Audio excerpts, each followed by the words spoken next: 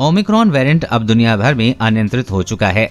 स्वास्थ्य विशेषज्ञ और वैज्ञानिकों की ओर से इस बात की ओर इशारा किया जा रहा है कि हम आमतौर पर कपड़े के जिस मास्क का इस्तेमाल कर लेते हैं, हो सकता हो कि वो अब कारगर न रहे। डॉक्टर अब सिंगल लेयर क्लॉथ मास्क की जगह कम से कम 2 या 3 लेयर वाले मास्क के इस्तेमाल की सलाह दे रहे हैं। ओमिक्रॉन से बचाव के लिए डॉक्टर अब क्लॉथ मास्क को एक सर्जिकल मास्क के साथ जोड़कर पहनने या उससे भी ज्यादा प्रभावी रेस्पिरेटर मास्क पहनने को कह रहे हैं और उसी में ओमिक्रॉन से बचा जा सकता है। स्पाइक प्रोटीन में अनोखे म्यूटेशन की वजह से ओमिक्रॉन बहुत ही ज्यादा संक्रामक है और इससे बचाव के लिए किसी भी तरह की कोताही खतरे को दावत देने की तरह है। मास्क को लेकर सीडीसी ने क्या कहा है? अमेरिका के centre for disease control and prevention की गाइडलाइन के मुताबिक 2 साल या उससे ऊपर के लोग कपड़े की कई परतों वाले कपड़े के मास्क के नीचे एक डिस्पोजल मास्क पहने। दूसरा मास्क अंदर के मास्क को चेहरे और दाढ़ी के किनारों को दबाकर रखना होना चाहिए। इसमें यह भी कहा है कि दोबारा इस्तेमाल होने वाला मास्क गंदा होने के तुरंत बाद धुलने चाहिए या दिन में कम से कम एक बार डिस्पोजल फेस मास्क को एक बार पहनने के बाद फेंक दें। कपड़े के मास्क या क्लॉथ मास्क। पिछले 2 साल से जब कोविड की 2 लहरों के चलते दुनिया भर में N95 मास्क की किल्लत हो गई थी, तब एक्सपर्ट ने आम लोगों के लिए कपड़े का मास्क पहनने की सलाह दी थी। इसके पीछे विचार था कि वायरस के आपकी नाक या मुंह से जाने से रोकने के लिए आपको एक सुरक्षा मिल जाए। लेकिन अभी जो खतरनाक ओमिक्रॉन वायरस घूमने लगा है, उससे अकेले कपड़े के मास्क आपको सुरक्षित नहीं रख पाएंगे।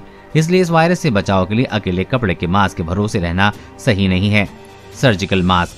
सर्जिकल मास्क साधारण कपड़े के मास्क से बेहतर है। ये आम तौर पर आपको उससे अधिक सुरक्षा देते हैं, लेकिन ये भी अब अकेले बहुत ज्यादा सुरक्षित नहीं रह गए हैं और इसे न तो दोबारा इस्तेमाल किया जा सकता है यदि आपको सार्वजनिक परिवहन का इस्तेमाल करना है या बंद जगहों पर ज्यादा देर तक समय गुजारना है, जैसे कि दफ्तरों में, तो आपको सर्जिकल मास्क से बेहतर मास्क पहनना चाहिए। FFP3 मास्क या N99।